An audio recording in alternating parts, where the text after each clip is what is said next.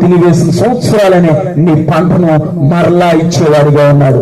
మరలా నీ జీవితంలో ఏదైతే నువ్వు కోల్పోయావో, ఏదైతే సంతోషం కోల్పోయావో, ఏదైతే ఆనందం కోల్పోయావో దానంతటినీ దయచేసి మీ జీవితాల్ని, మీ కుటుంబాల్ని, మీకు కలిగి ఉన్న సమస్యాన్ని ఆయన ఆస్వాదించి బలపరిచి ఆయనకు కృపలో వదిలింపజేసే దేవుడు అన్నాడు.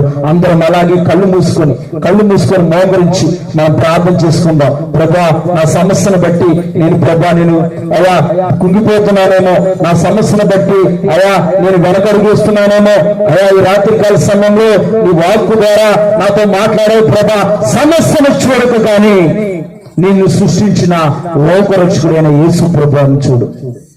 ఎప్పుడైతే ఆయన తన యొక్క మహిమను విడిచిపెట్టి మనం బాగుపడాలని, మనం అపరాధముల చేత, పాపముల చేత చచ్చిన